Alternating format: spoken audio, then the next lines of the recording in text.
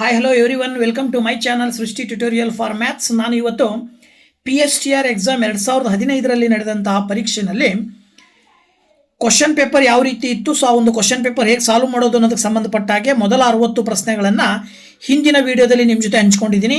ಮುಂದಿನ ಪ್ರಶ್ನೆಗಳನ್ನು ಇವತ್ತು ಈ ಒಂದು ವಿಡಿಯೋದಲ್ಲಿ ಹಂಚ್ಕೊಳ್ತಾ ಇದ್ದೀನಿ. ಸೊ ಪ್ರಾರಂಭದಲ್ಲಿ ಇಂಗ್ಲೀಷಿಗೆ ಸಂಬಂಧಪಟ್ಟಂತಹ ಪ್ರಶ್ನೆಗಳನ್ನು ನೋಡೋದಾದರೆ 61ನೇ ಕ್ವಶನ್ನು ಇಂಗ್ಲೀಷಿಗೆ ಸಂಬಂಧಪಟ್ಟಿರ್ತಕ್ಕಂಥ ಪ್ರಶ್ನೆ ಯಾವ ರೀತಿ ಇದೆ ಅಂತ ಹೇಳಿ ಬನ್ನಿ ನೋಡೋಣ.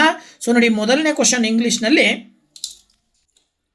ಆ್ಯಕ್ಚುಲಿ ಜನರಲ್ ಇಂಗ್ಲೀಷಿಗೆ ಸಂಬಂಧಪಟ್ಟಾಗೆ 61ರಿಂದ 65 ಕ್ವಶನ್ಸು ಪ್ಯಾಸೇಜಿಗೆ ಸಂಬಂಧಪಟ್ಟಂತಹ ಪ್ರಶ್ನೆಗಳಿರ್ತವೆ. ಸೊ ಪ್ಯಾಸೇಜನ್ನು ಓದ್ಕೊಂಡು ಪ್ಯಾಸೇಜ್ಗೆ ನೀವು ಆನ್ಸರ್ನ ಬರೀಬೇಕಾಗತ್ತೆ. ಓಕೆನಾ? ಸೊ ಆ ಒಂದು ಪ್ಯಾಸೇಜ್ಗಳನ್ನು ನೀವು ಅಬ್ಸರ್ವ್ ಮಾಡ್ತಾ ಇದ್ದೀರಾ. ಇಷ್ಟು ಪ್ಯಾಸೇಜನ್ನು ಓದ್ಕೊಂಡು ಕೆಳಗಡೆ 61ರಿಂದ 65 ಅಂದರೆ ಸುಮಾರು 5 ಪ್ರಶ್ನೆಗಳಿಗೆ ಉತ್ತರವನ್ನು ಈ ಪ್ಯಾಸೇಜ್ ಓದ್ಕೊಂಡು ಆನ್ಸರ್ ಬರೀಬೇಕಾಗತ್ತೆ. ಓಕೆನಾ?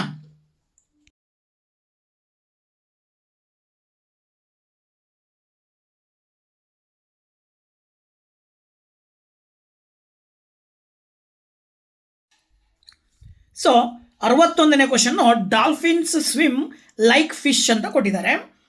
ಇಲ್ಲಿ ಆನ್ಸರ್ನ ನೀವು ಬರೀಬೇಕಾಗತ್ತೆ. ಅದ್ರ ಮುಂದಿಂದು ಏನು ಅಂತ ಹೇಳಿದ್ರೆ, dolphin swim like fish but they are not fish ಅನ್ನೋದು ಆನ್ಸರು.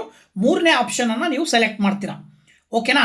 ಇದಾದ ನಂತರದಲ್ಲಿ ನೆಕ್ಸ್ಟ್ 62ನೇ ಕ್ವಶನನ್ನು ನೀವು ನೋಡ್ತಾ ಹೋದರೆ, dolphins have a special hole on top of their heads which helps them to ಅಂತ ಕೊಟ್ಟಿದ್ದಾರೆ.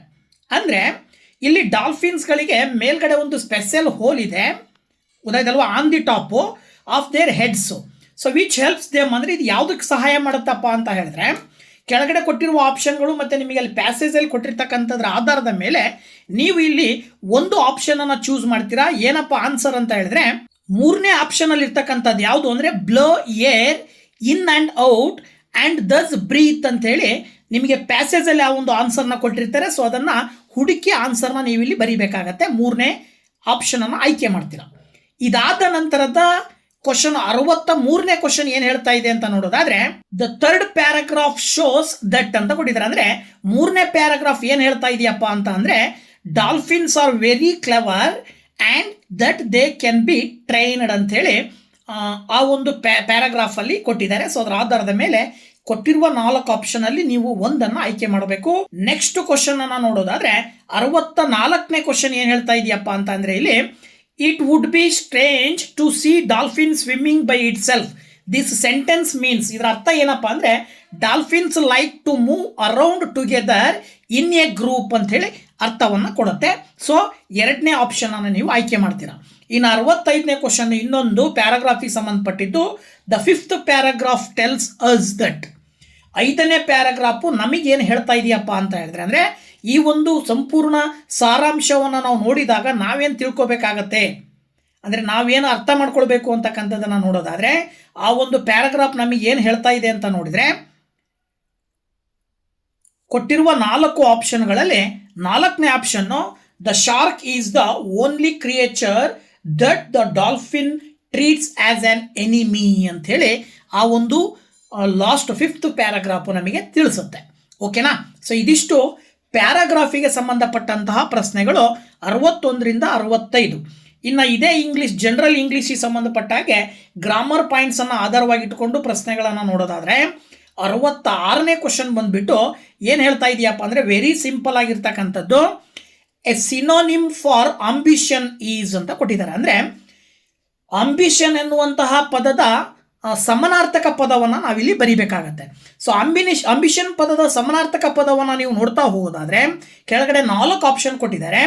ಎಕ್ಸ್ಪೆಕ್ಟೇಷನ್ ಅಂತ ಕೊಟ್ಟಿದ್ದಾರೆ, ಇನ್ನೊಂದು ಗೋಲ್ ಅಂತ ಕೊಟ್ಟಿದ್ದಾರೆ, ಅದ್ರ ಜೊತೆಗೆ 3ನೇ ಆಪ್ಷನ್ ಅನ್ನು ಕೂಡ ನೀವು ಇಲ್ಲಿ ನೋಡ್ಬೋದು. ಏನಪ್ಪ ಅಂತ ಹೇಳಿದ್ರೆ ಪರ್ಪಸ್ ಅಂತ ಕೊಟ್ಟಿದ್ದಾರೆ. ಇನ್ನು 4ನೇದು ಆಸ್ಪಿರೇಷನ್. ಆಂಬಿಷನ್ ಅಂತ ಹೇಳಿದ್ರೆ ಗುರಿ ಅಂತ ಹೇಳ್ತೀವಿ ನಾವು. ಸೊ ಆಂಬಿಷನ್ ಅನ್ನೋ ಪದಕ್ಕೆ ಕ್ಲಿಯರ್ ಆಗಿ ಅರ್ಥವಾಗುವಂಥ ಒಂದು ಸಮನಾರ್ಥಕ ಪದ ಯಾವ್ದು ಬರುತ್ತೆ ಅಂದರೆ ಆಸ್ಪಿರೇಷನ್ ಅಂತ ಬರುತ್ತೆ. ಗೋಲ್ ಅಂತೇಳಿ ನೀವು ಏನಾದರೂ ಬರೆದ್ರಿ ಅಂದರೆ ಸೊ ಅದು ರಾಂಗ್ ಆಗುತ್ತೆ. ಎಕ್ಸಾಕ್ಟ್ ಸಿನೋನಿಮ್ ಆಫ್ ದ ಆಂಬಿಷನ್ಗೆ ಆಸ್ಪಿರೇಷನ್ ಅಂತ ಬರೀಬೇಕಾಗತ್ತೆ. ಇನ್ನು 67ನೇ question which of the following has the correct spelling ಅಂತ ಕೊಟ್ಟಿದ್ದಾರೆ. ಕೆಳಗಡೆ 4 ಆಪ್ಷನ್ ಕೊಟ್ಟು 4 ಆಪ್ಷನ್ಗಳಲ್ಲಿ 3 ಆಪ್ಷನ್ ತಪ್ಪಾಗಿರುತ್ತೆ ಸ್ಪೆಲ್ಲಿಂಗು, ಒಂದು ಮಾತ್ರ ಕರೆಕ್ಟ್ ಇರುತ್ತೆ. ಸೊ ಕರೆಕ್ಟ್ ಆಗಿರುವಂತಹದ್ದನ್ನು ನೀವು ಚೂಸ್ ಮಾಡಬೇಕಾಗತ್ತೆ. ಕೊಟ್ಟಿರುವಂಥ 4 ಆಪ್ಷನ್ಗಳಲ್ಲಿ ಒಕೇಶನ್ ಅಂತ ಕೊಟ್ಟಿದ್ದಾರೆ. ಸೊ ಒಕೇಶನ್ನಿನ ಸ್ಪೆಲ್ಲಿಂಗು OCCASION ಆಗಿರೋದ್ರಿಂದಾಗಿ 1ನೇ ಆಪ್ಷನ್ ಅನ್ನು ನೀವು ಸೆಲೆಕ್ಟ್ ಮಾಡಬೇಕಾಗತ್ತೆ. ಅಂಡ್ ನೆಕ್ಸ್ಟ್ ಕ್ವಶನ್ ನಂಬರ್ 68 ಅನ್ನು ನಾವು ನೋಡೋದಾದ್ರೆ, I am your friend the appropriate question tag for this statement ಅಂತ ಕೊಟ್ಟಿದ್ದಾರೆ. ಅಂದ್ರೆ ಐ ಆಮ್ ಯುವರ್ ಫ್ರೆಂಡ್ ಅನ್ನುವಂಥ ಒಂದು ಸ್ಟೇಟ್ಮೆಂಟಿಗೆ ಕ್ವಶನ್ ಟ್ಯಾಗ್ ಮಾಡ್ಬೇಕು. ಐ ಆಮ್ ಯುವರ್ ಫ್ರೆಂಡ್ ಅಂತ ಹೇಳಿದ್ರೆ ಅದರ ಅರ್ಥ ಏನು ಕೊಡುತ್ತೆ ಇಲ್ಲಿ? ಐ ಆಮ್ ಯುವರ್ ಫ್ರೆಂಡ್, ನಾನು ನಿನ್ನ ಸ್ನೇಹಿತ. ಇದಕ್ಕೆ ಕ್ವಶನ್ ಟ್ಯಾಗ್ ಮಾಡಬೇಕು ಅಂತ ಹೇಳಿದಕ್ಕೆ ಕ್ವಶನ್ ಟ್ಯಾಗ್ ಅನ್ನು ಮಾಡಬೇಕಾದ್ರೆ ನಾವು ಸಾಮಾನ್ಯವಾಗಿ ಅದನ್ನು ನೆಗೆಟಿವ್ ರೂಪದಲ್ಲಿ ಹೇಳ್ತೀವಿ. ಸೊ ನೆಗೆಟಿವ್ ರೂಪದಲ್ಲಿ ಹೇಳ್ಬೇಕಂದ್ರೆ ಐ ಆಮ್ ಯುವರ್ ಫ್ರೆಂಡ್ ಅನ್ನ ನೆಗೆಟಿವ್ ರೂಪದಲ್ಲಿ ಹೇಳ್ಬೇಕಂತ ಹೇಳಿದ್ರೆ ಐ ಆಮ್ ಅಂತ ಬಂದಿರೋದ್ರಿಂದಾಗಿ ನಾವಲ್ಲಿ ಆರ್ ಅಂಡ್ ಐ ಅಂತ ಹೇಳ್ತೀವಿ ನಾವು. ಅಂದರೆ ಆರ್ ಅಂಡ್ ಐ ಅಂತ ಹೇಳಿದ್ರೆ ಆರ್ ನಾಟ್ ಐ ಅಂತ ಹೇಳಿದ್ರೆ ಅರ್ಥ ಅಲ್ಲಿ ನೆಗೆಟಿವ್ ಆಗಿ ನೀವು ಕ್ವಶನ್ ಟ್ಯಾಗ್ ಮಾಡಬೇಕಾದ್ರೆ ನೆಗೆಟಿವ್ ಅನ್ನು ಹೇಳ್ತೀವಿ. ಆಗಿರೋದನ್ನು ಆಗಿಲ್ಲ ಅಥವಾ ನೋ ಅನ್ನೋದನ್ನು ರೂಪದಲ್ಲಿ ಹೇಳ್ತಕ್ಕಂಥದ್ದು. ಇನ್ನು 69ನೇ ಕ್ವಶನ್ ಬಂದ್ಬಿಟ್ಟು ಚೂಸ್ ದ ಆಟೋನಿಮ್ ಆಗಬೇಕದು. Antonym for the word clever. So clever ಅನ್ನುವಂಥ ಪದದ ಆಂಟೋನಿಮ್ ಅಂದರೆ ಅಪೋಸಿಟ್ ವರ್ಡ್. ಕ್ಲೆವರ್ ಅಂದರೆ ಬುದ್ಧಿವಂತ ಅಂತ ಹೇಳ್ತೀವಿ. ಸೊ ಅದಕ್ಕೆ ಅಪೋಸಿಟ್ ಆಗಿ ನೀವು ಸ್ಟುಪಿಡ್ ಅನ್ನುವಂತಹ ಪದವನ್ನು ನಿಯರೆಸ್ಟ್ ಆಗಿ ಬರೀಬೇಕಾಗತ್ತೆ. ಕ್ಲೆವರಿಗೆ ಅತಿ ನಿಯರೆಸ್ಟ್ ಆಗಿರುವಂಥ ಪದ ಸ್ಟುಪಿಡ್. ಸೊ ಫೂಲಿಶು ಕೂಡ ಬರುತ್ತೆ, ಬಟ್ ಕ್ಲಿಯರ್ ಆಗಿ ನಾವು ಅರ್ಥ ಮಾಡ್ಕೊಂಡ್ರೆ ಬುದ್ಧಿವಂತಕ್ಕೆ ಮೂರ್ಖ ಅನ್ನೋ ಪದವನ್ನು ಬಳಸ್ತೀವಿ. ಸೊ ಮೂರ್ಖ ಅನ್ನೋ ಪದ ಬೇಕು ಅಂತ ಹೇಳಿದ್ರೆ ನೀವು ಎಕ್ಸಾಕ್ಟ್ಲಿ ಸ್ಟುಪಿಡ್ ಅನ್ನುವಂಥ ಪದವನ್ನು ಆಯ್ಕೆ ಮಾಡಬೇಕಾಗತ್ತೆ. ಸೊ 1ನೇ ಆಪ್ಷನ್ನು ಸರಿಯಾದ ಉತ್ತರ ಆಗಿರುತ್ತೆ. ಹಾಗೆ 70ನೇ ಕ್ವಶನ್ ನೋಡೋದಾದ್ರೆ, A man who rarely speaks the truth is called as ಅಂತ ಕೊಟ್ಟಿದ್ದಾರೆ. ಅಂದರೆ ಕ್ವಶನ್ ಕ್ಲಿಯರ್ ಅರ್ಥ ಮಾಡ್ಕೊಳ್ರಿ. ಯಾವಾಗ್ಲಾರು ಒಮ್ಮೆ ಸತ್ಯವನ್ನು ಹೇಳುವಂಥವನಿಗೆ ಏನಂತ ಕರಿತೀವಿ?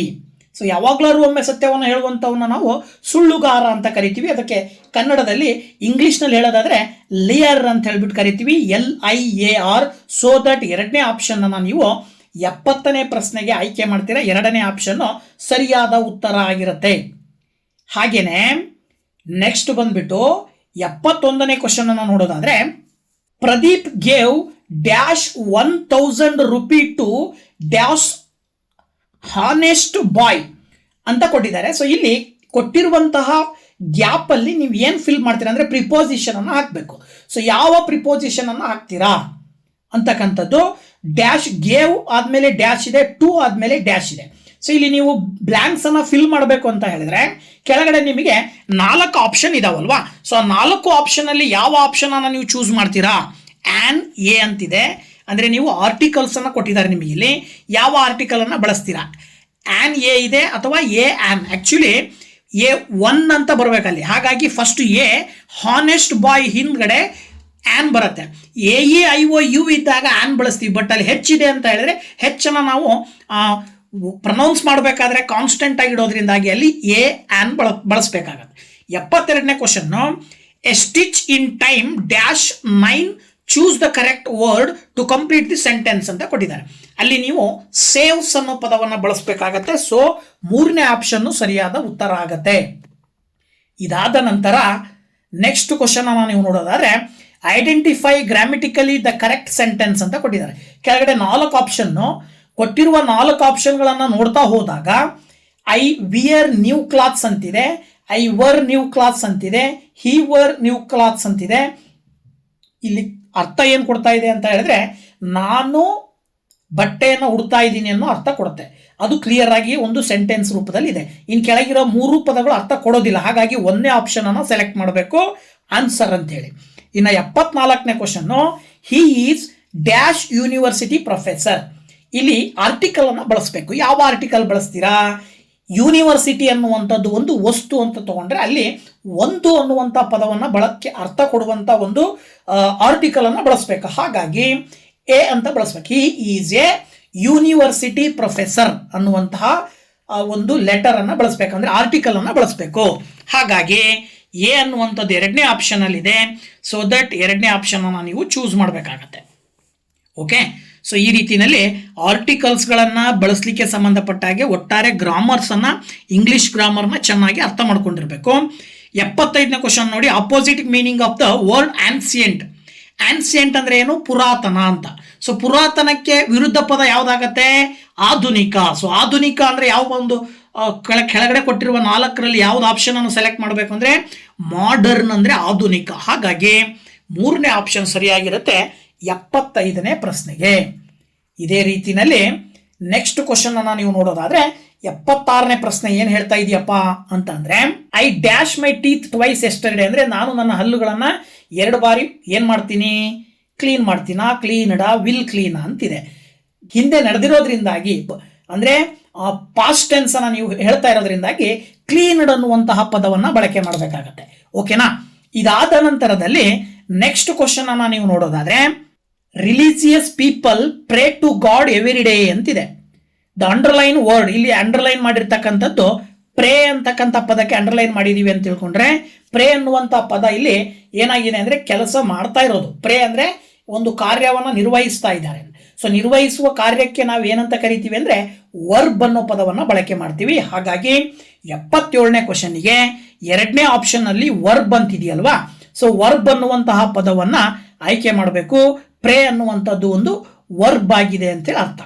ಓಕೆ, ಸೊ ಇದಾದ ನಂತರ 78ನೇ ಕ್ವಶನ್ ಅನ್ನ ನಾವು ನೋಡೋದಾದ್ರೆ, what is the active voice form of the prescription were written by the doctor ಅಂತಿದೆ.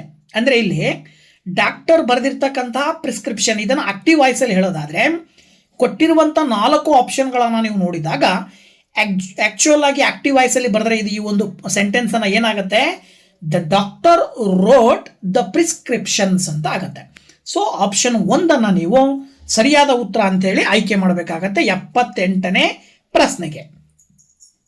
ಇದಾದ ನಂತರ ನೆಕ್ಸ್ಟ್ ಕ್ವಶನ್ ಬಂದ್ಬಿಟ್ಟು 79ನೇ ಕ್ವಶನ್ ಏನ್ ಹೇಳ್ತಾ ಇದೆಯಪ್ಪ ಅಂತ ನೋಡೋದಾದ್ರೆ, we sat dash the tree to rest ಅಂತಿದೆ. ಇಲ್ಲಿ ಕರೆಕ್ಟ್ ಪ್ರಿಪೋಸಿಷನ್ ಅನ್ನ ಚೂಸ್ ಮಾಡ್ರಿ ಅಂತ ಕೊಟ್ಟಿದ್ದಾರೆ. ಇಲ್ಲಿ ವಿ ಸ್ಯಾಟ್ ಅಂದ್ರೆ ನಾವು ಮರದ ಕೆಳಗಡೆ ಕುತ್ಕೊಂಡಿದೀವಿ ಅಂತ ಅರ್ಥ ಕೊಡಬೇಕದು. ಅಂದ್ರೆ ರೆಸ್ಟ್ ಮಾಡ್ಲಿಕ್ಕೋಸ್ಕರ ಮರದ ಕೆಳಗಡೆ ಕುಂತಿದೀವಿ ಅಂತ. ಸೊ ಕೆಳಗಡೆ ಅನ್ನೋ ಪದದ ಅರ್ಥವನ್ನ ಕೆಳಗಡೆ ಕೊಟ್ಟಿರುವ 4ರಲ್ಲಿ ಅಂಡರ್ ಅನ್ನುವಂಥದ್ದಿದೆ 4ನೇ ಆಪ್ಷನ್ನು. ಸೊ 4ನೇ ಆಪ್ಷನ್ ಅನ್ನು ನೀವು ಆಯ್ಕೆ ಮಾಡಬೇಕು. ಇನ್ನು 80ನೇ question, he is poor, he is honest when these 2 sentences are combined as ಅಂತ ಕೊಟ್ಟಿದ್ದಾರೆ. ಎರಡನ್ನೂ ಸೇರಿಸಿ ಹೇಳಬೇಕು. ಕೆಳಗೆ ಕೊಟ್ಟಿರುವ ಆಪ್ಷನ್ಗಳನ್ನು ನೋಡ್ತಾ ಹೋದ್ರೆ ಹಿ is poor but not honest ಅಂತಿದೆ. ಸೊ ಇದು ಕೊಡೋದಿಲ್ಲ. ಅಲ್ಲಿ ಆಕ್ಚುಲಿ ಕೊಟ್ಟಿರೋದು ಏನೋ ಹಿ ಈಸ್ ಪೂರ್ ಮತ್ತೆ ಹಿ ಈಸ್ ಹಾನೆಸ್ಟ್ ಎರಡೂ ಹೌದು ಅಂತ. ಇಲ್ಲಿ ಹೇಳ್ತಾ ಇದ್ದಾರೆ ಪೂರು ಬಟ್ ಹಾನೆಸ್ಟ್ ಅಲ್ಲ ಅಂತೇಳಿ. ಸೊ ರಾಂಗ್ 1ನೇದು. ಇನ್ನು 2ನೇ ಆಪ್ಷನ್ ಅನ್ನು ನೋಡೋದಾದ್ರೆ 2ನೇ ಆಪ್ಷನ್ ಏನು ಹೇಳ್ತಾ ಇದೆ? ಹಿ is honest but not poor ಅಂತ ಕೊಡ್ತಾ ಇದೆ. ಅಂದ್ರೆ ಇದು ಕೂಡ ಅರ್ಥವನ್ನು ಏನು ಹೇಳ್ತಾ ಇದೆಯಪ್ಪ ಅಂತ ಹೇಳಿದ್ರೆ ಇದು ಕೂಡ ಅಲ್ಲಿ ಮೇಲ್ಗಡೆ ಸ್ಟೇಟ್ಮೆಂಟ್ಗೆ ಅರ್ಥವನ್ನು ಕೊಡ್ತಾ ಇಲ್ಲ. ಸೊ ದಟ್ ಇದು ಕೂಡ ರಾಂಗು. ಗೊತ್ತಾಯ್ತಲ್ವಾ? ಅದಾದ ನಂತರ 3ನೇ ಆಪ್ಷನ್ ಅನ್ನ ನೀವು ನೋಡೋದಾದ್ರೆ ನೋಡಿ, 3rd ಆಪ್ಷನ್ ಏನು ಹೇಳ್ತಾ ಇದೆ?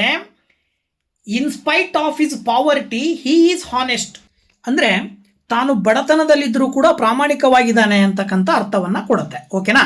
ಸೊ ಹಾಗಾಗಿ ನೀವು 3ನೇ ಪ್ರಶ್ನೆಗೆ 3ನೇ ಆಪ್ಷನ್ ಅನ್ನ ಈ ಒಂದು ಉತ್ತರ ಅಂತ ಹೇಳಿ ಕನ್ಸಿಡರ್ ಮಾಡಬೇಕಾಗತ್ತೆ ಈ ಪ್ರಶ್ನೆಗೆ. ಸೊ ನೆಕ್ಸ್ಟ್ ಕ್ವಶನ್ ಅನ್ನ ನೋಡೋದಾದ್ರೆ ನಾವಿಲ್ಲಿ, today the weather dash nice but yesterday it dash very cold ಅಂತಿದೆ. ಅಂದ್ರೆ ಇಲ್ಲಿ ಇವತ್ತಿನ ವೆದರ್ ಮತ್ತೆ ಹಿಂದಿನ ದಿನದ ವೆದರ್ ಅನ್ನ ಕಂಪ್ಯಾರಿಸನ್ ಮಾಡಬೇಕು. ಇಲ್ಲಿ ಒಂದು ಕರೆಕ್ಟ್ ಪ್ರಿಪೋಸಿಷನ್ ಅನ್ನ ಬರೀಬೇಕು. ಇಲ್ಲಿ ಟುಡೇ ದ ವೆದರ್ ಅಂದ್ರೆ ಇವತ್ತಿಂದು ಅಂತ ಹೇಳಿದಾಗ ನಾವಿಲ್ಲಿ ಈಸ್ ಅನ್ನುವಂತಹ ಒಂದು ಪ್ರಿಪೋಸಿಷನ್ ಅನ್ನು ಹಾಕಬೇಕು. ಅದೇ ಎಸ್ಟರ್ಡೇ ಅಂತ ಅಂದಾಗ ಮುಗಿದು ಹೋಗಿರೋದ್ರಿಂದ ಅಂದ್ರೆ ನಿನ್ನೆ ದಿನದ ಹೇಳಬೇಕಾದಾಗ ವಾಸ್ ಅನ್ನುವಂತಹ ಒಂದು ಪ್ರಿಪೋಸಿಷನ್ ಅನ್ನ ಬಳಸಬೇಕು. So that today the weather is nice but yesterday it was very cold. So ಈ ರೀತಿಯ ಒಂದು ಆನ್ಸರ್ ಬರಬೇಕು ಅಂತ ಹೇಳಿದ್ರೆ ನೀವು ಕೊಟ್ಟಿರುವಂತಹ ಆಪ್ಷನ್ಗಳನ್ನ ನೀವು ನೋಡಿದಾಗ 4ನೇ ಆಪ್ಷನ್ ಅಲ್ಲಿ ಆ ಒಂದು ಉತ್ತರವನ್ನ ಕೊಟ್ಟಿದ್ದಾರೆ. ಏನೋ ಮೊದಲಿಗೆ ಈಸ್ ಇದೆ, ಆಮೇಲೆ ವಾಸ್ ಇದೆ. ಅಂದ್ರೆ 4ನೇ ಆಪ್ಷನ್ ಅಲ್ಲಿ ಇರ್ತಕ್ಕಂಥ ಉತ್ತರವನ್ನ ನೀವು ಆಯ್ಕೆ ಮಾಡಬೇಕಾಗತ್ತೆ. So that option 4 is was. This is the right answer. And next question 82 question, the teacher said to the boy study well to excel in examination. So the above sentence can also be ಅಂದ್ರೆ ಈ ಮೇಲಿನ sentence ಯಾವ ರೀತಿನಲ್ಲಿ ಇದೆ ಅಂತ ನೋಡೋದಾದ್ರೆ ಕೆಳಗಡೆ ಕೊಟ್ಟಿರುವ ಆಪ್ಷನ್ಗಳನ್ನು ತಗೊಂಡ್ರೆ ನೋಡಿ, ಇಲ್ಲಿ the teacher said to the boy, teacher ಬಾಯ್ಗೆ, ಒಬ್ಬ ವಿದ್ಯಾರ್ಥಿಗೆ ಹೇಳ್ತಾ ಇದ್ದಾರೆ ಏನು, study well to excel in examination, ಅಂದರೆ ನೀನು ಪರೀಕ್ಷೆನಲ್ಲಿ ಚೆನ್ನಾಗಿ ಓದು, ಜೊತೆಗೆ ಪರೀಕ್ಷೆನಲ್ಲಿ ನಿನ್ನ ಒಂದು ಪರ್ಫಾರ್ಮೆನ್ಸನ್ನು ಚೆನ್ನಾಗಿ ತೋರಿಸು ಅಂತೇಳಿ. ಅಂದರೆ ಟೀಚರ್ ಹೇಳ್ತಾ ಇದ್ದಾರೆ ಅಂದರೆ ಇಲ್ಲಿ ಟೀಚರು ಆ ಮಗುವಿಗೆ ಅಡ್ವೈಸ್ ಮಾಡ್ತಾ ಇದ್ದಾರೆ ಅಂತ ಅರ್ಥ. ಸೊ ಅಂದರೆ ಅಲ್ಲಿಗೆ ನೀವು ಕೊಟ್ಟಿರುವ 4 ಆಪ್ಷನ್ಗಳನ್ನು ನೀವು ನೋಡಿದಾಗ the teacher advised the boy to study well to excel in examination ಅಂತ ಅರ್ಥ ಕೊಡುತ್ತೆ. ಸೊ ಹಾಗಾಗಿ ಮೊದಲನೇ ಆಪ್ಷನನ್ನು ನೀವು ಸರಿಯಾದ ಉತ್ತರ ಅಂಥೇಳಿ ಆಯ್ಕೆ ಮಾಡಬೇಕಾಗತ್ತೆ. ಅಂದರೆ ಟೀಚರು ಮಗುವಿಗೆ ಅಡ್ವೈಸ್ ಮಾಡ್ತಾ ಇದ್ದಾರೆ ಇಲ್ಲಿ, ಅಂದರೆ ತನ್ನ ಒಂದು ಹೇಗೆ ಬರಿಬೇಕು ಅನ್ನುವಂಥ ಒಂದು ರೀತಿಯನ್ನು ವ್ಯಕ್ತಪಡಿಸ್ತಾ ಇದ್ದಾರೆ. ಸೊ ಇದು ಅಡ್ವೈಸ್ ಆಗಿರೋದ್ರಿಂದಾಗಿ ನೀವು ಒಂದನೇ ಆಪ್ಷನನ್ನು ಸರಿಯಾದ ಉತ್ತರ ಅಂತೇಳಿ ಆಯ್ಕೆ ಮಾಡಬೇಕಾಗತ್ತೆ. ಇದಾದ ನಂತರದಲ್ಲಿ ಮುಂದಿನ ಪ್ರಶ್ನೆಯನ್ನು ನೀವು ನೋಡೋದಾದರೆ identify the pair of words that rhyme with each other ಅಂತ ಕೊಟ್ಟಿದ್ದಾರೆ. ವೆರಿ ಸಿಂಪಲ್ಲು, ರೈಮಿಂಗ್ ವರ್ಡ್ಸ್ ಅನ್ನು ನೀವು ನೋಡಿ ಹೇಳಬೇಕಾಗತ್ತೆ. ಸೊ ಕೊಟ್ಟಿರುವಂತಹ ಕೆಳಗಡೆಯ 4 ಆಪ್ಷನ್ಗಳಲ್ಲಿ ರೈಮಿಂಗ್ ವರ್ಡ್ಸ್ನ ರೀತಿಯಲ್ಲಿ, ಅಂದರೆ ಪದಗಳ ಒಂದು ಪ್ರೊನೌನ್ಸಿಯೇಷನ್ ಒಂದೇ ರೀತಿಯಲ್ಲಿ ಇರಬೇಕು, ಜೊತೆಗೆ ಆ ಒಂದು ಸೌಂಡ್ ಒಂದೇ ರೀತಿಯಲ್ಲಿ ಬರಬೇಕು. ಆ ರೀತಿಯಾದಂಥವುಗಳನ್ನು ನೀವು ನೋಡ್ತಾ ಹೋಗೋದಾದ್ರೆ 4ರಲ್ಲಿ 2ನೇದು ಆಪ್ಷನ್ ಕರೆಕ್ಟ್ ಇದೆ. ಹೇಗೆ? ಕೂಲ್, ಪೂಲ್ ಅಂಥೇಳಿ ಸೌಂಡ್ ಸೇಮ್ ಬರುತ್ತೆ, ಜೊತೆಗೆ ಪ್ರೊನೌನ್ಸಿಯೇಷನ್ ಒಂದೇ ರೀತಿ ಇರುತ್ತೆ. ಹಾಗಾಗಿ 2ನೇ ಆಪ್ಷನನ್ನು ನೀವು ಸರಿಯಾದ ಉತ್ತರ ಅಂತೇಳಿ ಆಯ್ಕೆ ಮಾಡಬೇಕಾಗತ್ತೆ 83ನೇ ಕ್ವಶನ್ಗೆ. ಇದಾದ ನಂತರ 84ನೇ ಪ್ರಶ್ನೆ ಏನು ಹೇಳುತ್ತೆ ಅಂತ ನೋಡೋದಾದ್ರೆ choose the grammatical correct sentence ಅಂತ ಕೊಟ್ಟಿದ್ದಾರೆ. ಕೆಳಗಡೆ ಕೊಟ್ಟಿರುವಂತಹ ಸೆಂಟೆನ್ಸ್ಗಳಲ್ಲಿ ಗ್ರಾಮೆಟಿಕಲಿ ಕರೆಕ್ಟ್ ಆಗಿರುವಂತಹ ಸೆಂಟೆನ್ಸ್ ಯಾವುದು ನೋಡಿ, ಒಂದೊಂದಾಗಿ ನೋಡ್ತಾ ಹೋಗೋಣ. ಮೊದಲನೇ ಆಪ್ಷನ್ ಏನು ಹೇಳುತ್ತೆ, I has a good memory. ಇಲ್ಲಿ ಹ್ಯಾಸ್ ಅನ್ನೋ ಪದವನ್ನು ಬಳಸಿದ್ದಾರೆ. ಇನ್ನು 2ನೇದರಲ್ಲಿ there was found of sweets ಅಂತ ಕೊಟ್ಟಿದ್ದಾರೆ. ಇಲ್ಲಿ ವಾಸ್ ಅನ್ನೋ ಪದ ಇದೆ. ಇನ್ನು 3ನೇ option we does not play chess ಅಂತ ಕೊಟ್ಟಿದ್ದಾರೆ, ಅಂದರೆ ಡಸ್ ನಾಟ್ ಅನ್ನೋ ಪದ ಇದೆ. 4ನೇದರಲ್ಲಿ the stars twinkle at night ಅಂತಿದೆ. ಸೊ ಮೇಲ್ಗಡೆ ಇರುವ 3ರಲ್ಲೂ ಬಳಸಿರುವ ಹ್ಯಾಸ್ ತಪ್ಪು, ವಾಸ್ ತಪ್ಪು, ಮತ್ತು ಡಸ್ ನಾಟ್ ತಪ್ಪು. ಆದರೆ 4ನೇ ಆಪ್ಷನ್ನಲ್ಲಿ the stars twinkle at night ಅನ್ನೋದು ಕರೆಕ್ಟ್ ಆಗಿರ್ತಕ್ಕಂತಹ ಒಂದು ಗ್ರಾಮೆಟಿಕಲಿ ಕರೆಕ್ಟ್ ಆಗಿರುವಂಥ ಸೆಂಟೆನ್ಸ್ ಆಗಿದೆ. ಹಾಗಾಗಿ 4ನೇದು ಸೆಲೆಕ್ಟ್ ಮಾಡಬೇಕು. ಇನ್ನು 85ನೇ ಕ್ವಶನ್ ಬಂದ್ಬಿಟ್ಟು Suresh is more intelligent than any other boy in the class it means ಅಂತ ಕೊಟ್ಟಿದ್ದಾರೆ. ಅಂದರೆ ಇಲ್ಲಿ ಸುರೇಶು ತರಗತಿಯಲ್ಲೇ ಎಲ್ಲರಿಗಿಂತ ಇಂಟೆಲಿಜೆಂಟ್ ಅನ್ನೋ ಅರ್ಥ ಇದೆ. ಇದನ್ನು ಇನ್ನೊಂದು ರೀತಿಯಲ್ಲಿ ಏನು ಹೇಳ್ಬೋದು, ವೆರಿ ಸಿಂಪಲ್, ಏನು ಹೇಳ್ಬೋದು ಅಂತ ಹೇಳಿದ್ರೆ ಸುರೇಶನಿಗಿಂತ ಇಂಟೆಲಿಜೆಂಟ್ ಆಗಿರುವಂತಹ ಬಾಯ್ಸು ಮತ್ತೆ ತರಗತಿನಲ್ಲಿ ಯಾರೂ ಇಲ್ಲ ಅಂತೇಳಿ ಹೇಳ್ಬೋದಲ್ವಾ. ಸೊ ಈ ಅರ್ಥವನ್ನು ಕೊಡುವಂತಹ ಸೆಂಟೆನ್ಸ್ ಕೆಳಗಡೆ 4 ನೋಡಿದಾಗ 4 ಆಪ್ಷನ್ಗಳಲ್ಲಿ ಈ ಅರ್ಥವನ್ನು ಕೊಡ್ತಕ್ಕಂಥದ್ದು ಯಾವ್ದು ಇದೆಯಪ್ಪ ಅಂತ ನೋಡಿದರೆ no other boys is as intelligent as Suresh. So ಇದು 4ನೇ ಆಪ್ಷನಲ್ಲಿ ಇರುವಂತಹದ್ದನ್ನು ನೀವು ಚೂಸ್ ಮಾಡಬೇಕಾಗತ್ತೆ ಈ ಒಂದು ಕ್ವಶನ್ಗೆ ಆನ್ಸರ್ ಆಗಿ. ಓಕೆನಾ? ಸೊ ಇಲ್ಲಿ ತನಕ ನೀವು ಇಂಗ್ಲಿಷ್ ಗ್ರಾಮರಿಗೆ ಸಂಬಂಧಪಟ್ಟ ಹಾಗೆ ಸಾಕಷ್ಟು ಪ್ರಶ್ನೆಗಳನ್ನು, ಗ್ರಾಮೆಟಿಕಲ್ ಪಾಯಿಂಟ್ಸ್ಗಳನ್ನು ಹೊಂದಿರುವ ಪ್ರಶ್ನೆಗಳನ್ನು ನೋಡಿದ್ದೀರಾ. ಇದಾದ ನಂತರ ಮುಂದಿನ ಒಂದು ಪಾರ್ಟು ಎನ್ವಿರಾನ್ಮೆಂಟಲ್ ಸೈನ್ಸ್, ಅಂದರೆ ಪರಿಸರ ಅಧ್ಯಯನ ಅಂತಕ್ಕಂಥ ಒಂದು ಅಂಶವನ್ನು ಇಟ್ಕೊಂಡು ಬರುವಂತಹ ಪ್ರಶ್ನೆಗಳನ್ನು ನಾವು ನೋಡ್ತಾ ಹೋಗೋಣ. ನೋಡಿ 86ನೇ ಕ್ವಶನ್ ಏನು ಹೇಳ್ತಾ ಇದೆಯಪ್ಪ, ಸಂಗಮ್ ಈ ಯುಗದಲ್ಲಿ ಅವಣಂ ಅಂತ ಅಂದರೆ ಏನು ಅಂದರೆ, ಈ ಸಂಗಮ್ ಯುಗದಲ್ಲಿ ಅವಣಂ ಅಂತಕ್ಕಂಥದ್ದು ಒಂದು ಮಾರುಕಟ್ಟೆಯ ಸ್ಥಳ ಆಗಿತ್ತು. ಹಾಗಾಗಿ 4ನೇ ಆಪ್ಷನ್ ಸೆಲೆಕ್ಟ್ ಮಾಡ್ತೀರಾ. ಇನ್ನು 87ನೇ ಕ್ವಶನ್ನು ಶ್ರೀ ಯಾದವ ಪ್ರಕಾಶರು ಇವರ ಗುರುಗಳು, ಅಂದರೆ ಯಾದವ ಪ್ರಕಾಶರು ಯಾರ ಗುರುಗಳು ಅಂತ ಇದೆ. ಸೊ ಇದು ಕೂಡ ಟೆಕ್ಸ್ಟ್ ಬುಕ್ಕಲ್ಲಿ ಬಂದಿರತಕ್ಕಂಥದ್ದು. ಶ್ರೀ ರಾಮಾನುಜಾಚಾರ್ಯರ ಗುರುಗಳು ಯಾರಾಗಿರ್ತಾರೆ, ಶ್ರೀ ಯಾದವ ಪ್ರಕಾಶರಾಗಿರ್ತಾರೆ. ಹಾಗಾಗಿ 1ನೇ ಆಪ್ಷನನ್ನು ನೀವು 87ನೇ ಪ್ರಶ್ನೆಗೆ ಉತ್ತರವನ್ನಾಗಿ ಆಯ್ಕೆ ಮಾಡಬೇಕಾಗತ್ತೆ. ಓಕೆನಾ? ಇದಾದ ನಂತರ 88ನೇ ಪ್ರಶ್ನೆಯನ್ನು ನೋಡೋದಾದರೆ ಆ 88ನೇ ಪ್ರಶ್ನೆ ಏನಿದೆಯಪ್ಪ ಅಂದರೆ ಟಿಪ್ಪು ಸುಲ್ತಾನ್ ಮತ್ತು ಲಾರ್ಡ್ ಕಾರ್ನ್ ವಾಲಿಸ್ ಇವರ ಮಧ್ಯೆ ಒಂದು ಶ್ರೀರಂಗಪಟ್ಟಣ ಒಪ್ಪಂದ ಉಂಟಾಗತ್ತೆ. ಆ ಒಂದು ಒಪ್ಪಂದಕ್ಕೆ ಸಹಿ ಹಾಕಿದ್ದು ಯಾವ ವರ್ಷ ಅಂತ ಕೇಳಿದ್ದಾರೆ. ಸೊ ಅಂದರೆ ಯಾವ ದಿನ ಆ ಒಂದು ಟಿಪ್ಪು ಸುಲ್ತಾನ್ ಮತ್ತು ಲಾರ್ಡ್ ಕಾರ್ನ್ ವಾಲಿಸ್ನ ಮಧ್ಯೆ ಶ್ರೀರಂಗಪಟ್ಟಣ ಒಪ್ಪಂದಕ್ಕೆ ಸಹಿ ಹಾಕಲಾಯಿತು ಅಂದರೆ ಕೊಟ್ಟಿರುವ ಆಪ್ಷನ್ಗಳಲ್ಲಿ 1792 ಮಾರ್ಚ್ 2ನೇ ಆಪ್ಷನನ್ನು ನೀವು ಸರಿಯಾದ ಉತ್ತರ ಅಂಥೇಳಿ ಆಯ್ಕೆ ಮಾಡಬೇಕಾಗತ್ತೆ. ಸೊ 88ನೇ ಕ್ವಶನ್ನಿಗೆ ರೈಟ್ ಆನ್ಸರು 1792 ಮಾರ್ಚ್, ಆಪ್ಷನ್ 2. ಇದಾದ ನಂತರ ಕ್ವಶನ್ ನಂಬರ್ 89. ಸೊ ನೋಡಿ ಇಲ್ಲಿ 89 ಕೂಡ ಕ್ವಶನ್ ಏನು ಹೇಳ್ತಾ ಇದೆಯಪ್ಪ ಅಂದರೆ, ಕುಟುಂಬ ಈ ಪದವು ಲ್ಯಾಟಿನ್ ಭಾಷೆಯ ಈ ಪದದಿಂದ ಬಂದಿದೆ ಅಂತೇಳಿ. ಅಂದರೆ ಕುಟುಂಬ ಅಂತಕ್ಕಂಥದ್ದು, ಕುಟುಂಬ ಅನ್ನುವಂಥ ಪದಕ್ಕೆ ಲ್ಯಾಟಿನ್ ಭಾಷೆಯಲ್ಲಿ ಯಾವ ಪದ ಇದೆ ಅಂತ ಹೇಳಿ ಕೊಟ್ಟಿದ್ದಾರೆ. ಕೆಳಗಡೆ 4 ಆಪ್ಷನ್ಗಳನ್ನು ಕೊಟ್ಟಿದ್ದಾರೆ. ಆ 4 ಆಪ್ಷನ್ಗಳನ್ನು ನೀವು ನೋಡ್ತಾ ಹೋದರೆ ಫ್ಯಾಮಿಲಿ, ಅದ್ರ ಜೊತೆಗೆ ಫ್ಯಾಮುಲಸ್ ಅಂತ ಕೊಟ್ಟಿದ್ದಾರೆ. ಸೊ ನೆಕ್ಸ್ಟ್ ಬಂದ್ಬಿಟ್ಟು ಫ್ಯಾಮಿಲಿನ್ ಅಂತೇಳಿದೆ. ಇನ್ನೊಂದು 4ನೇ ಆಪ್ಷನ್ನು ಫ್ಯಾಮಿಲಿಯರ್ ಅಂತಿದೆ. ಸೊ ಇವು 4ರಲ್ಲಿ ಲ್ಯಾಟಿನ್ ಪದ ಫ್ಯಾಮಿಲಿಗೆ ಸಂಬಂಧಪಟ್ಟಾಗ ಕುಟುಂಬದ ಅರ್ಥವನ್ನು ಕೊಡುವಂಥದ್ದು ಫ್ಯಾಮ್ಯುಲಸ್ ಅಂಥೇಳಿ. ಸೊ 2ನೇ ಆಪ್ಷನನ್ನು ಈ ಒಂದು ಪ್ರಶ್ನೆಗೆ ಸರಿಯಾದ ಉತ್ತರ ಅಂಥೇಳಿ ನೀವು ಆಯ್ಕೆ ಮಾಡಬೇಕಾಗತ್ತೆ. ಇದಾದ ನಂತರ 90ನೆಯ ಪ್ರಶ್ನೆ ಏನು ಹೇಳ್ತಾ ಇದೆ, ಭೂಮಿಯ ಆಕಾರವನ್ನು ಜಿಯಾಡ್ ಅಥವಾ ಭೂಮ್ಯಾಕಾರ ಎಂದು ಕರೆಯಲು ಕಾರಣವೇನು ಅಂತ ಕೊಟ್ಟಿದ್ದಾರೆ. ಸೊ ಇದಕ್ಕೆ ಸರಿಯಾದ ಉತ್ತರ, ಭೂಮಿಯು ಧ್ರುವಗಳ ಬಳಿ ಚಪ್ಪಟೆಯಾಗಿ ಸಮಭಾಜಕ ವೃತ್ತದ ಬಳಿ ಉಬ್ಬಿದಂತಿರುವುದರಿಂದಾಗಿ ಅದಕ್ಕೆ ಆ ಒಂದು ಹೆಸರು ಬಂದಿದೆ, ಭೂಮ್ಯಾಕಾರ ಅಂತೇಳಿ ಹೆಸರನ್ನು ಕರೀತಾರೆ. ಹಾಗಾಗಿ ನೀವು ಈ ಪ್ರಶ್ನೆಗೆ 3ನೇ ಆಪ್ಷನನ್ನು ನೀವು ಸರಿಯಾದ ಉತ್ತರ ಅಂತೇಳಿ ಆಯ್ಕೆ ಮಾಡಬೇಕಾಗತ್ತೆ. ಓಕೆನಾ? ಇದಾದ ನಂತರದಲ್ಲಿ ನೆಕ್ಸ್ಟ್ ಕ್ವಶನ್ ಪರಿಸರ ಅಧ್ಯಯನಕ್ಕೆ ಸಂಬಂಧಪಟ್ಟಂತ ಮತ್ತೊಂದು ಪ್ರಶ್ನೆ ಏನು ಹೇಳ್ತಿದೆಯಪ್ಪ ಅಂತಂದರೆ, ಉತ್ತರ ಮತ್ತು ದಕ್ಷಿಣ ಭಾರತವನ್ನು ಪ್ರತ್ಯೇಕಿಸುವ ನದಿ. ಅಂದರೆ ಉತ್ತರ ಭಾರತ ಮತ್ತು ದಕ್ಷಿಣ ಭಾರತ ಅಂತೇಳಿ ವಿಭಾಗಿಸುವಂಥ ನದಿ ಯಾವುದು ಅಂದರೆ, ಈ ಉತ್ತರ ಭಾರತ ದಕ್ಷಿಣ ಭಾರತದ ಮಧ್ಯದಲ್ಲಿ ಒಂದು ನದಿ ಹರಿದು ಹೋಗಿದೆ, ಆ ನದಿ ನರ್ಮದಾ. ಸೊ ಈ ಒಂದು ನರ್ಮದಾ ನದಿ ಹರಿದು ಹೋಗಿರುವಂಥ ಕಾರಣದಿಂದಾಗಿ ನರ್ಮದಾ ನದಿಯ ಮೇಲ್ಭಾಗವನ್ನು ಉತ್ತರ, ಕೆಳಭಾಗವನ್ನು ದಕ್ಷಿಣ ಭಾರತ ಅಂತೇಳಿ ನಾವು ಪ್ರತ್ಯೇಕ ಮಾಡ್ತೀವಿ. ಹಾಗಾಗಿ 2ನೇ ಆಪ್ಷನನ್ನು ನೀವು ಸರಿಯಾದ ಉತ್ತರ ಅಂತ ಕರಿತೀರಾ 91ನೇ ಪ್ರಶ್ನೆಗೆ. ಓಕೆ, ಹಾಗೆಯೇ 92ನೇ ಪ್ರಶ್ನೆ ಏನು ಹೇಳ್ತಾ ಇದೆ ಅಂತ ನೋಡೋದಾದರೆ, ಪಶ್ಚಿಮ ಘಟ್ಟಗಳನ್ನು ಕರ್ನಾಟಕದಲ್ಲಿ ಹೀಗೆನ್ನುವರು ಅಂತಿದೆ. ಅಂದರೆ ಕರ್ನಾಟಕದಲ್ಲಿ ಪಶ್ಚಿಮ ಘಟ್ಟಗಳಿಗೆ ಒಂದು ಹೆಸರನ್ನು ಹೇಳ್ತೀವಿ ನಾವು, ಏನಂತ ಕರಿತೀವಿ ಅಂತ ನೋಡೋದಾದರೆ, ಕೆಳಗಡೆ ಕೊಟ್ಟಿರುವ 4 ಆಪ್ಷನ್ಗಳನ್ನು ನೀವು ಒಂದೊಂದಾಗಿ ನೋಡಿ. ಒಂದು ಪಳನಿ ಅಂತಿದೆ. ಸೊ ಅದನ್ನು ನಾವು ಕನ್ನಡ ಭಾಷೆಯಲ್ಲಿ ಬಳಸದೇ ಇರುವಂತಹ ಪದ. ಇನ್ನು ನೀಲಗಿರಿ ಅಂತ ಹೇಳಿದ್ರೆ ಇದಕ್ಕೆ ಸಂಬಂಧ ಇಲ್ಲ. ಅಣ್ಣಾಮಲೈ ಅಂತಕ್ಕಂಥದ್ದು ಕೂಡ ನಮ್ಮ ಭಾಷೆಗೆ ಸಂಬಂಧ ಇಲ್ಲದೆ ಇರತಕ್ಕಂಥದ್ದು. ಹಾಗಾಗಿ ಕನ್ನಡ ಭಾಷೆಯಲ್ಲಿರುವಂಥದ್ದು ಸಹ್ಯಾದ್ರಿ. ಸೊ ಇಲ್ಲಿ ಸಹ್ಯಾದ್ರಿಯನ್ನು ನೀವು ಆ ಒಂದು ಪ್ರಶ್ನೆಗೆ ಉತ್ತರವಾಗಿ ಆಯ್ಕೆ ಮಾಡಬೇಕು. ಇನ್ನು 93ನೇ ಪ್ರಶ್ನೆ, ಪರಮಾಣು ರಚನೆಯಲ್ಲಿ ಈ ಕೆಳಗಿನ ಒಂದು ಕವಚವು ಗರಿಷ್ಠ 18 ಎಲೆಕ್ಟ್ರಾನ್ಗಳನ್ನು ಹೊಂದಿರುತ್ತದೆ ಅಂತೇಳಿ. ಅಂದರೆ ಇಲ್ಲಿ ಪರಮಾಣು ರಚನೆಯ ಸಂದರ್ಭದಲ್ಲಿ ಕೋಶಗಳು ಬರ್ತವೆ, ಸೆಲ್ಸ್ ಬರ್ತವೆ, KLMN ಅಂತೇಳಿ. K 2 ಎಲೆಕ್ಟ್ರಾನ್ಗಳನ್ನು ಹೊಂದಿರುವ ಕೆಪಾಸಿಟಿಯನ್ನು ಹೊಂದಿದ್ರೆ L ಅಲ್ಲಿ 8 ಎಲೆಕ್ಟ್ರಾನನ್ನು ಹೊಂದಿರತಕ್ಕಂಥದ್ದು ಇರುತ್ತೆ.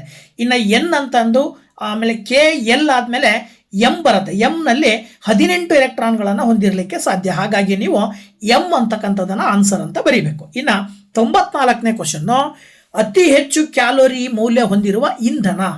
ಸೊ ನೋಡಿ, ಕ್ಯಾಲೋರಿ ಮೌಲ್ಯದ ಆಧಾರದ ಮೇಲೆ ಕೆಳಗಡೆ ಇರುವಂಥ ಇಂಧನಗಳನ್ನು ನೀವು ನೋಡ್ತಾ ಹೋದರೆ ಹೈಡ್ರೋಜನ್ನು ಅತಿ ಹೆಚ್ಚು ಕ್ಯಾಲೋರಿ ಮೌಲ್ಯವನ್ನು ಹೊಂದಿರತಕ್ಕಂಥದ್ದು. ಹಾಗಾಗಿ ನಾವು ಸಾಮಾನ್ಯವಾಗಿ ಅಡುಗೆ ಅನಿಲಗಳಲ್ಲಿ ಹೈಡ್ರೋಜನ್ ಒಳಗೊಂಡಂತಹ ಗ್ಯಾಸನ್ನು ಬಳಕೆ ಮಾಡ್ತೀವಿ. ಸೊ ಹಾಗಾಗಿ ಇಲ್ಲಿ ಇವು 4 ಕಂಪೇರ್ ಮಾಡಿದರೆ ಪರ್ಫೆಕ್ಟಾಗಿ LPGಗಿಂತ ಹೆಚ್ಚಿನ ಪ್ರಮಾಣದಲ್ಲಿ ಹೈಡ್ರೋಜನ್ನ ಒಂದು ವ್ಯಾಲ್ಯೂ ಹೆಚ್ಚಾಗಿರುತ್ತೆ. ಹಾಗಾಗಿ ಹೈಡ್ರೋಜನನ್ನು ನಾವು ಬಳಕೆ ಮಾಡ್ತೀವಿ. ಇನ್ನು 95ನೇ ಪ್ರಶ್ನೆಯನ್ನು ನೋಡಿದರೆ, ದೃಗ್ಗೋಚರ ರೋಹಿತದಲ್ಲಿನ ಈ ಕೆಳಗಿನ ಬಣ್ಣಗಳನ್ನು ಅವುಗಳ ತರಂಗ ದೂರದ ಏರಿಕೆ ಕ್ರಮದಲ್ಲಿ ಜೋಡಿಸಿ ಅಂತಿದೆ. ಸೊ ನಿಮಗೆಲ್ಲರಿಗೂ ಕೂಡ ಗೊತ್ತಿರ್ತಕ್ಕಂಥದ್ದು, ಒಂದು ಬಿಳಿಯ ಬೆಳಕು ಪ್ರಿಸಮ್ನ ಮೂಲಕ ಹಾದಾಗ 7 ಬಣ್ಣಗಳನ್ನು ಉಂಟು ಮಾಡುತ್ತೆ. ಆ 7 ಬಣ್ಣಗಳನ್ನು ನಾವು ಆರ್ಡರ್ ಆಗಿ ಬರೆಯೋದಾದರೆ ವಿಬ್ಗಯಾರ್ ಅಂತ ಬರಿತೀವಿ. VIBGYOR ಅಂತೇಳಿ ಬರಿತೀವಲ್ವಾ, ಆ VIBGYOR ಅಂತಕ್ಕಂತಹ ಬಣ್ಣಗಳನ್ನು ಅವುಗಳ ತರಂಗ ದೂರದ ಆಧಾರದ ಮೇಲೆ ನಾವು ಏರಿಕೆ ಕ್ರಮದಲ್ಲಿ ಬರೆದಾಗ ಮೊದಲಿಗೆ ಬರ್ತಕ್ಕಂಥದ್ದನ್ನು ನಿಮಗೆ ಕೇಳಿದ್ದಾರೆ ಇಲ್ಲಿ. ಸೊ ಏರಿಕೆ ಕ್ರಮದಲ್ಲಿ ಜೋಡಿಸಿದಾಗ ಫಸ್ಟ್ ಬರ್ತಕ್ಕಂಥ ಒಂದು ರೋಹಿತ ಬಣ್ಣ ಯಾವುದಪ್ಪ ಅಂತ ಅಂದರೆ, ಏರಿಕೆ ಕ್ರಮದಲ್ಲಿ ಬರೆದಾಗ DBCA ಸರಿಯಾಗಿರುತ್ತೆ. ಅಂದರೆ ಇಲ್ಲಿ ಮೊದಲು ನೇರಳೆ ಬರುತ್ತೆ, ಕೊನೆಯದಾಗಿ ಕಿತ್ತಳೆ ಬರುತ್ತೆ. ಗೊತ್ತಾಯ್ತಲ್ವಾ? ಸೊ ಇದರ ಆಧಾರದ ಮೇಲೆ ನಿಮಗೆ ಏರಿಕೆ ಕ್ರಮದಲ್ಲಿ ಬರೆದಾಗ DBCA 3ನೇ ಆಪ್ಷನ್ನ ನೀವು ಸರಿಯಾದ ಉತ್ತರ ಅಂತೇಳಿ ಬರಿಬೇಕಾಗತ್ತೆ. ಇನ್ನು 96ನೇ ಕ್ವಶನ್ನು ಸಿಂಪಲ್ ಆಗಿರ್ತಕ್ಕಂಥದ್ದು, ಬೆಳ್ಳಿಯ ರಾಸಾಯನಿಕ ಸಂಕೇತವನ್ನು ಕೇಳಿದ್ದಾರೆ. ಸೊ ಬೆಳ್ಳಿಯನ್ನು ಇಂಗ್ಲೀಷಲ್ಲಿ ನಿಮಗೆ ಸಿಲ್ವರ್ ಅಂತ ಕರಿತೀವಿ, ಆದರೆ ಇಲ್ಲಿ ಲ್ಯಾಟಿನ್ ಭಾಷೆಯಲ್ಲಿ ಅದಕ್ಕೆ AG ಅಂತ ಬರುತ್ತೆ. ಹಾಗಾಗಿ ಬೆಳ್ಳಿಯ ರಾಸಾಯನಿಕ ಸಂಕೇತ ಏಚಿ ಅಂತೇಳಿ ನೀವು ನೆನಪಿನಲ್ಲಿ ಇಟ್ಕೊಳ್ಬೇಕು. ಇನ್ನು 97ನೇ ಕ್ವಶನ್ನು, ಕೆಳಗಡೆ ಇರುವಂತಹ ಒಂದು ಹೊಂದಾಣಿಕೆಯನ್ನು ಗುರುತಿಸಬೇಕು, ಸರಿಯಾದ ಹೊಂದಾಣಿಕೆಯನ್ನು ಗುರುತಿಸಿ ಅಂತ ಕೊಟ್ಟಿದ್ದಾರೆ. ಸಿದ್ಧಾಂತ ಒಂದು ಕಡೆ ಇದ್ದರೆ ಆ ಒಂದು ಸಿದ್ಧಾಂತವನ್ನು ಪ್ರತಿಪಾದಿಸಿದ ವಿಜ್ಞಾನಿಗಳ ಹೆಸರನ್ನು ಕೊಟ್ಟಿದ್ದಾರೆ. ತರಂಗ ಸಿದ್ಧಾಂತವನ್ನು ಪ್ರತಿಪಾದಿಸಿದವರು ಯಾರು, ಕಣ ಸಿದ್ಧಾಂತವನ್ನು ಪ್ರತಿಪಾದಿಸಿದವರು ಯಾರು, ಕ್ವಾಂಟಮ್ ಸಿದ್ಧಾಂತ ಮತ್ತು ಇನ್ನೊಂದು ವಿದ್ಯುತ್ ಕಾಂತೀಯ ಸಿದ್ಧಾಂತ ಅಂತ ಕೊಟ್ಟಿದ್ದಾರೆ. ಇವೆಲ್ಲವುಗಳಿಗೆ ಸಂಬಂಧಪಟ್ಟ ಹಾಗೆ ನೋಡ್ತಾ ಹೋಗೋದಾದರೆ ಈ ಒಂದು ತರಂಗ ಸಿದ್ಧಾಂತವನ್ನು ಪ್ರತಿಪಾದನೆ ಮಾಡಿರ್ತಕ್ಕಂಥವ್ರು ಈ 4 ಜನರಲ್ಲಿ ಒಬ್ಬರಾಗಿರ್ತಾರೆ. ಸೊ ಇದರ ಆಧಾರದ ಮೇಲೆ ನೀವು ಕೋಡ್ಗಳನ್ನು ಕೊಟ್ಟಿದ್ದಾರೆ ಅವರು.